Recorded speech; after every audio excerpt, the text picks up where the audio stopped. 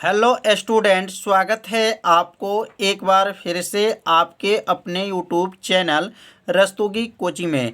आज के इस वीडियो में क्लास 12 के भौतिक विज्ञान अभ्यास 9 में आज हम लोग पढ़ेंगे अवतल गोलीय पृष्ठ पर प्रकाश के सूत्र का निगमन। तो अवतल गोलीय पृष्ठ पे जो है प्रकाश के अपवर्तन का जो है सूत्र का निगमन आज जो है इस वीडियो में बताया जाएगा। या इसका दूसरा प्रश्न होता है, सिद्ध कीजिए अवतल लेंस का अपवर्तनांक का सूत्र क्या होता है। n/v माइनस 1/u बराबर n-1/r। यह सूत्र का जो है निगमन जो है आज इस वीडियो में बताया जाएगा। और आप सभी विद्यार्थी से अपने कॉपी में क्या कीजिएगा, नोट करते चलिएगा, जिससे आपका एक नोट्स भी बनता रहेगा। तो पहले चित्र के बारे में समझेंगे। यहाँ पे जो बना है यह अवतल लेंस है। क्या है? अवतल लेंस है। और अवतल लेंस किसे कहते हैं? वह लेंस होता है जो किनारे पर क्या होता है, मोटा होता है, और बीच में क्या होता है, पतला होता है। ऐसे लेंस को क्या कहा जाता है? अवतल लेंस कहा जाता है। और यहाँ से लेकर के एक जो है वस्तु की जो है लंबाई है, और वस्तु कितना ऊंचा है, h ऊंचाई है। तो ये जो वस्तु है उसकी लंबाई क्या है, h है। क्या है? h है।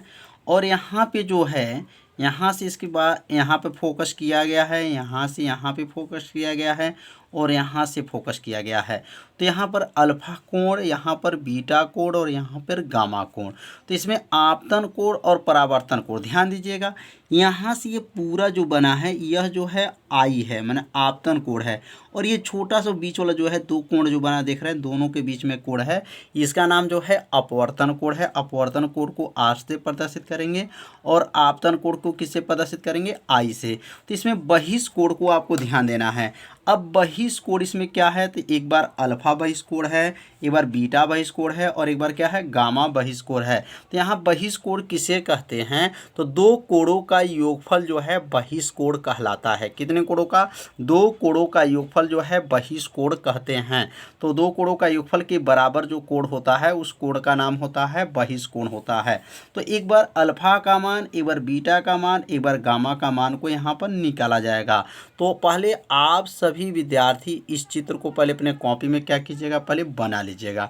और जब चित्र बना लीजिएगा, बनाने के बाद से जो है यह जो है वक्रता केंद्र है। क्या है? वक्रता केंद्र है। और वक्रता केंद्र से जो है इसके बीच की जो दूरी होती है, उसके बीच की दूरी यहाँ से लेकर के यहाँ तक के बीच की दूरी क्या होती है, आर होती है। और यहाँ पे ये प्रतिबिंब दूरी कहा जाता है। प्रतिबिंब दूरी किसे दिखाते हैं, भी से दिखाते हैं। तो यहाँ तक इसके बीच की दूरी जो है भी होती है। और ये वस्तु है, तो वस्तु की दूरी यहाँ से दिखाएंगे, वस्तु की दूरी जो है यू है। तो यहाँ से वस्तु की दूरी, यहाँ से प्रतिबिंब दूरी, और यहाँ से जो है वक्रता केंद्र है, वक्रता त्रिज्या है। तो पहले इस चित्र को जो है आप सभी विद्यार्थी क्या कीजिए, अपने कॉपी में पहले बना लीजिए। बनाने के बाद से जो है यहाँ पर क्या लिखेंगे, पहले माना। क्या लिखेंगे? माना। तो यहाँ लिखेंगे माना, माना, माना लिखेंगे अवतल लेंस। क्या लिखेंगे? माना अवतल लेंस, अवतल लेंस से, अवतल लेंस से, लेंस से वस्तु की दूरी, अवतल लेंस से वस्तु की दूरी, वस्तु की दूरी। तो अवतल लेंस से वस्तु की दूरी क्या है, u है। u कामा लिखेंगे। और प्रतिबिंब की दूरी जो है क्या है, तो लिखेंगे प्रतिबिंब की दूरी, प्रतिबिंब की दूरी। तो प्रतिबिंब की दूरी किससे दिखाते हैं, भी से। तो प्रतिबिंब की दूरी भी, तथा लिखेंगे, तथा इसमें लिखेंगे प्रतिबिंब दूरी भी, फोकस दूरी। क्या लिखेंगे यहाँ पर, फोकस दूरी। फोकस दूरी किससे दिखाते हैं, तो फोकस दूरी को यफ से दिखाते हैं। तो फोकस दूरी क्या है, यफ। फोकस दूरी क्या हो जाएगा, यफ। तथा, तथा वक्रता त्रिज्या। तथा क्या लिखेंगे, वक्रता त्रिज्या, वक्रता त्रिज्या।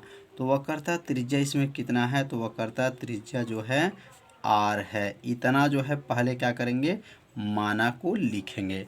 तो माना यहाँ लिखने के बाद से जो है अब बहिष्कोण के बारे में समझेंगे कि इसमें कौन कौन बहिष्कोण बन रहा है और बहिष्कोण किसके बराबर होता है। तो बहिष्कोण जो है दो कोणों के योग के क्या होता है, बराबर होता है। जैसे अब यहाँ पर एक त्रिभुज का नाम लिखा जा रहा है। जैसे यहाँ त्रिभुज का नाम है, पहला का नाम है ए, ए हो जाएगा, आई हो जाएगा, सी हो जाएगा। क्या होगा? ए आई सी, ए कोण हो जाएगा। और दूसरा बनेगा आपका यहाँ पर ए। ध्यान देंगे यहाँ से पहला ए से, तो ए ओ सी, एक बार प्रयोग करेंगे ए से ओ और सी तक, एक बार ए से आई से और सी तक। अब ये दोनों त्रिभुज को जो है यहाँ बाहर जो है चाहे तो आप बना सकते हैं, समझने के लिए जो है आप यहाँ बाहर बना लेंगे। जैसे यहाँ पे क्या था, यहाँ पर ए था और ए से क्या है, यहाँ पर ओ है, और ओ से देख लीजिए क्या है, यहाँ पर क्या है, सी है, और इसको मिला लेंगे।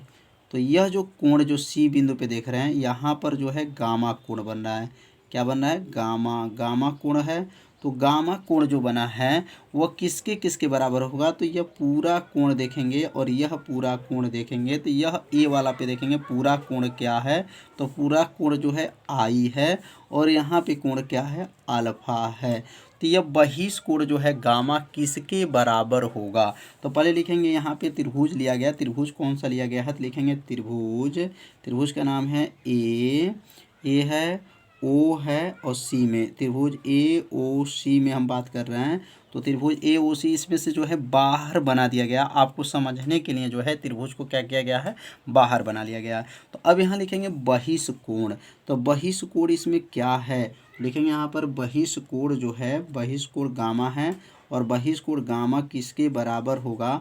तो बहिष्कोण गामा किसके बराबर, यह गामा जो कोण जो है दो कोणों के योग के क्या होता है? बराबर हो जाएगा। तो मतलब इसमें बराबर होगा किसके? आई प्लस अल्फा के बराबर हो जाएगा। या कर देंगे, या अगर यहाँ अल्फा आई को आगे लिख लें, आई प्लस अल्फा बराबर क्या होगा? गामा होगा। तो आई बराबर क्या हो जाएगा? तो गामा माइनस अल्फा हो जाएगा। तो यहाँ किसका मान निकाल दिए? तो समीकरण नंबर इसको 1 मान लेंगे, और यहाँ पर जो है आई का मान निकल गया। तो आई का मान ये कैसे निकला? क्योंकि इस त्रिभुज में जो बहिष्कोण क्या बना था? गामा, और गामा किसके बराबर होगा? तो गामा जो है दो कोण के योग के बराबर होगा, आई और अल्फा के क्या होगा? बराबर होगा। अब यहाँ पे एक और त्रिभुज बना लेंगे समझने के लिए। जैसे यहाँ बिंदु ए था और ए से अब हम आ रहे हैं, अब ए से बी तक आ रहा है। ध्यान दीजिए, पहले ओ पे था, अब क्या हो गया यहाँ पर? आई। क्या करेंगे? आई लेंगे, तो ओ हो जाएगा, यह आई हो जाएगा। आई से और यहाँ हम कहाँ जा रहे हैं? सी तक जा रहे हैं। तो अब बताइए इसके बीच में जो कोण बना है, कौन कौन कोण बना है? अब देखिए ए से हम कहाँ पे आए? आई। तो इसके बीच का कोण ऊपर जो है आर बना है। क्या बना है? आर है। और यहाँ पे जो कोण बना है वह बीटा कोण बना है, और यह जो बना है गामा के जो है कोण बना है। तो अब इसमें अगर देखा जाए, इस त्रिभुज में देखा जाए, तो बहिष्कोण कौन है? तो गामा है। जो कोण बाहर की तरफ निकला होता है वही जो है बहिष्कोण होता है। और बहिष्कोण किसने के बराबर होता है? तो दो बहिष्कोण जो है दो कोणों के योग के वह बराबर होता है। तो इस त्रिभुज का क्या नाम है? तो लिखेंगे इस त्रिभुज का नाम हो जाएगा, त्रिभुज का नाम होगा ए आई होगा, और क्या होगा? सी होगा। त्रिभुज ए आई सी में हम लोग चलेंगे। अब जैसे ऊपर ए ओ सी में चले हैं, उसी प्रकार यहाँ पे क्या होगा? त्रिभुज ए आई सी में चलेंगे। तो यह बहिष्कोण इसमें क्या होगा? तो लिखेंगे बहिष्कोण जो होगा इसमें, बहिष्कोण किसके बराबर होगा? तो बहिष्कोण गामा किसके बराबर हो जाएगा? तो आर प्लस बीटा के बराबर होगा। आर प्लस बीटा के क्या हो जाएगा? बराबर हो जाएगा। अब यहाँ पे या लिखेंगे, क्या करेंगे यहाँ पर? या, और या का मतलब इसको आगे उतारेंगे, आर प्लस बीटा बराबर क्या हो जाएगा? गामा। तो आर बराबर क्या हो जाएगा? तो आर बराबर हो जाएगा गामा माइनस बीटा, और यह बनेगा समीकरण नंबर बन जाएगा 2। तो ये समझ में आ रहा होगा। तो ये कैसे निकाला जा रहा है, तो इसे आप सभी विद्यार्थी अपने कॉपी में से नोट भी करते चलिए। तो यहाँ पर जो है पहला इस जो बड़े चित्र में है, बड़े चित्र अगर आपको समझ में नहीं आ रहा होगा तो यहाँ पर इसको बाहर करके आपको समझाया जा रहा है, जिससे आपको समझ में आ जाए कि बहिष्कोण इसमें गामा है और इसमें बहिष्कोण भी गामा है। इसमें गामा किसके बराबर होगा? तो आई प्लस अल्फा के बराबर होगा। आई प्लस अल्फा होगा, इसमें आर प्लस बीटा के बराबर होगा। तो यहाँ पर आई का मान निकल गया और यहाँ पर जो है आर का मान निकल गया। अब हम लोग स्नेल का नियम का प्रयोग करेंगे। तो स्नेल का नियम आप सभी विद्यार्थी जानते होंगे। तो यहाँ लिखेंगे स्नेल का नियम, यहाँ लिखेंगे स्नेल का नियम। यह सूत्र जो है थोड़ा सा बड़ा है लेकिन बहुत ही आसान है। तो लिखेंगे स्नेल का नियम। तो स्नेल का नियम आप सभी विद्यार्थी जानते होंगे कि स्नेल का नियम क्या होता है। तो n बराबर आप लोग पढ़े होंगे, n बराबर होता है साइन आई होता है, साइन आई बटा क्या होता है, साइन क्या लिखेंगे आर होता है। तो यहाँ लिखेंगे आई जो है साइन आई और साइन आर जो देख रहे हैं, यहाँ कोण का मान क्या है, बहुत छोटा है, बहुत छोटा है, इसलिए किसको छोड़ देते हैं, साइन को क्या करेंगे छोड़ देंगे। तो यहाँ लिखेंगे कोण आई और आर का मान लिखेंगे यहाँ पर आई तथा कोण आर का मान बहुत छोटा है या बहुत कम है, बहुत क्या है कम है, बहुत कम है। तो यहाँ चूंकि लिख लीजिएगा, चूंकि आई और आर का मान क्या है बहुत कम है, इसलिए जो है किसको छोड़ देते हैं, तो लिखेंगे इसलिए साइन को क्या करते हैं छोड़ देते हैं, किसको साइन को छोड़ देते हैं, साइन को छोड़ देते हैं। अब यहाँ साइन को जब छोड़ देंगे, क्योंकि उसका मान कोण क्या बहुत छोटा है, तो इसलिए साइन को जब छोड़ देंगे तो क्या बनेगा, तो यहाँ पर क्या बनेगा, n बराबर बनेगा अब आई हो जाएगा बटा हो जाएगा आर हो जाएगा। अब यहाँ पे गुणा हो जाएगा, जब गुणा करेंगे तो आई बराबर क्या होगा, तो आई बराबर हो जाएगा यहाँ पर आई बराबर क्या होगा, आई बराबर n आर, क्या हो गया n आर, और यह बन जाएगा समीकरण नंबर 3।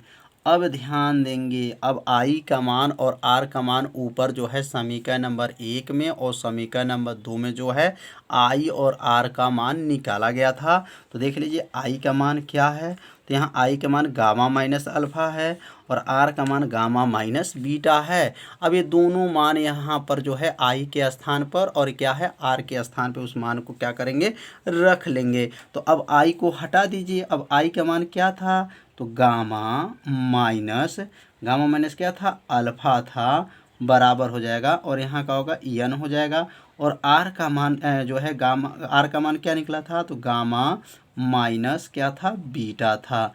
तो यह किसका मान है, तो आई का मान है, और यह किसका मान है, तो यह जो यहाँ पर आर का मान है।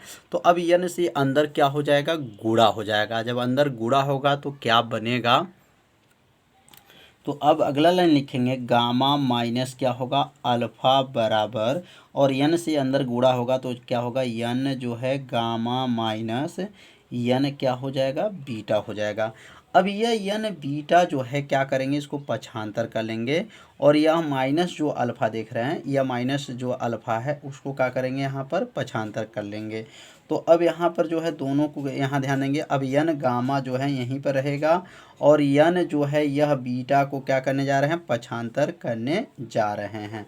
तो अब यह n बीटा जो है आगे आ जाएगा, तो यहाँ पे क्या होगा n बीटा, ये माइनस है तो क्या बन जाएगा प्लस बन जाएगा।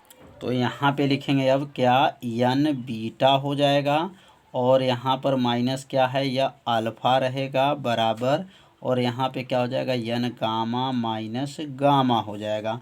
अब यहाँ पे लिखेंगे n बीटा माइनस अल्फ़ा बराबर, और इसमें से गामा कॉमन ले लेंगे तो क्या बनेगा n माइनस 1 हो जाएगा। तो अब यहाँ पे जो है तीन त्रिभुज बनेगा, और तीन त्रिभुज एक बार अल्फ़ा के लिए, एक बार बीटा के लिए, एक बार गामा के लिए। तो यहाँ पर एक त्रिभुज बना लेंगे और एक त्रिभुज यहाँ बना लेंगे समझने के लिए, और एक त्रिभुज जो है यहाँ पर बना लेंगे। तो कितने त्रिभुज हो गए, तीन त्रिभुज हो गए। यहाँ से इसकी दूरी क्या थी h थी, और यहाँ से इसकी दूरी क्या थी h थी, और यहाँ पर भी इसकी दूरी क्या थी तो h थी, और यहाँ पर एक के लिए अलग है, इसके लिए अलग है, इसके लिए अलग है। तो एक बार देख लीजिए चित्र में क्या क्या दूरियाँ दिया गया है। तो यहाँ पर चित्र में देखिए एक बार जो दूरी दिया गया है यहाँ पर, यहाँ से लेकर के यहाँ तक r है, यहाँ से लेकर के v है, और यहाँ से लेकर के u है। तो वही जो मान जो है इस चित्र में बताया जा रहा है। तो यहाँ पे जो है मान लेते हैं यह पहला जो है त्रिभुज का नाम भी लिख दे रहे हैं, इसका नाम O है और इसका नाम A है और इसका नाम क्या है यहाँ पर n है। तो अगर इस त्रिभुज में देखा जाए तो h बटा यह क्या था u था, और यहाँ पर क्या है, यहाँ एच बटा क्या है भी हो जाएगा, और यह क्या हो जाएगा एच बटा क्या होगा आर हो जाएगा। बस यही समझना था। और यहाँ पे क्या होगा, यहाँ पे होगा आई हो जाएगा, और यह ए हो जाएगा, और यहाँ पे क्या था एन था, और यहाँ पे क्या है ए है एन है, और यह क्या है सी है। यहाँ पर गामा कोण बन रहा है, यहाँ पर बीटा कोण बन रहा है, और यहाँ पर अल्फा कोण बन रहा है। तो बस थोड़ा सा आप लोग ध्यान देंगे तो आपको ये सूत्र का निगमन जो है समझ में आ जाएगा। तो अब यहाँ पर बीटा का मान निकालना है, तो tan बीटा का सूत्र क्या होगा, तो tan बीटा का सूत्र मतलब tan का सूत्र क्या होता है लंब बटा आधार होता है। तो अब यहाँ पे जब मान रखेंगे तो लिखेंगे यन हो जाएगा, और बीटा मतलब tan थीटा का सूत्र क्या होता है लंब बटा आधार होता है। तो यहाँ बीटा देखेंगे ये बीटा है, तो बीटा का मतलब लंब के सामने क्या रखेंगे, यहाँ पर लंब के सामने यच हो जाएगा बटा, और आधार क्या है आधार भी है, और भी क्या था लेंस के आगे था। जब लेंस के आगे रहेगा तो माइनस रखा जाता है, याद रखिएगा लेंस के आगे रहने पे क्या रहेगा माइनस, माइनस हो गया। अब अल्फ़ा, अब tan अल्फ़ा का सूत्र लंब बटा आधार, तो लंब क्या है यहाँ पर यच है, तो यहाँ यच रखेंगे बटा हो जाएगा, और वस्तु की दूरी जो है क्या हो जाएगा यहाँ पर माइनस हो जाएगा। तो समझ में आ रहा होगा, बहुत आसान विधि से बताया जा रहा है जिससे आपको क्या हो समझ में आ जाए। अब यहाँ पे गामा का मान, अब बताइए गामा का मान यहाँ से रखेंगे, गामा है यह गामा, तो क्या होगा यच बटा आर हो जाएगा, लिखेंगे यहाँ पर यच बटा माइनस आर हो जाएगा, क्यों क्योंकि वो लेंस के आगे था, यन माइनस वन हो जाएगा।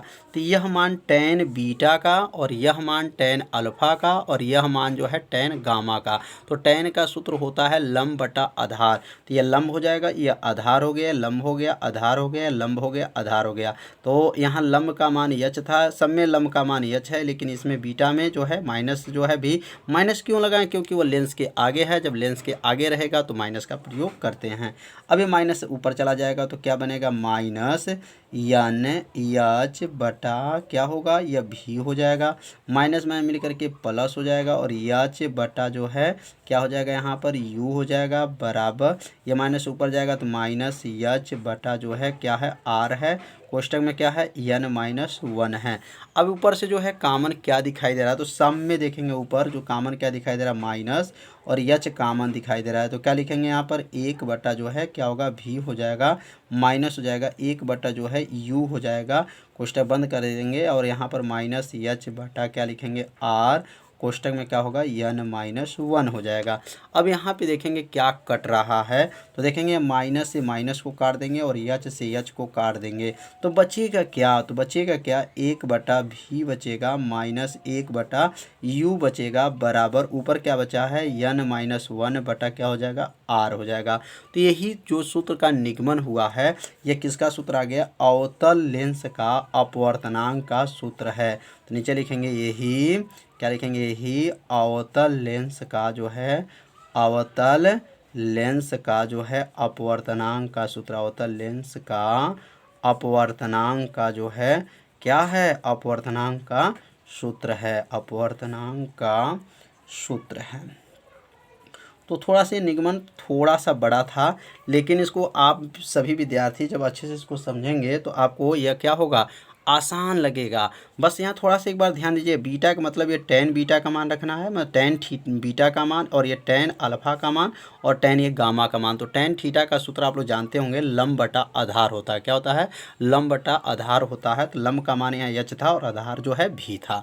तो यह सूत्र का निगमन जो है आसान विधि से बताया गया है, इसे अपने कॉपी में क्या कीजिए नोट जरूर कर लीजिएगा, और इसे एक बार रिविज़न जरूर कीजिएगा। जब रिविज़न करेंगे तो आपको पूरा समझ में आ जाएगा। तो आज के पढ़ाई में जो है इतना ही रहेगा, मिलते हैं अब अगले भाग में। और यदि आप चैनल पे जो है पहली बार आए होंगे तो चैनल को सब्सक्राइब जरूर कर लीजिएगा, वीडियो को लाइक जरूर कर दीजिएगा। तो मिलते हैं अब अगले भाग में, तब तक के लिए सभी विद्यार्थियों को नमस्कार।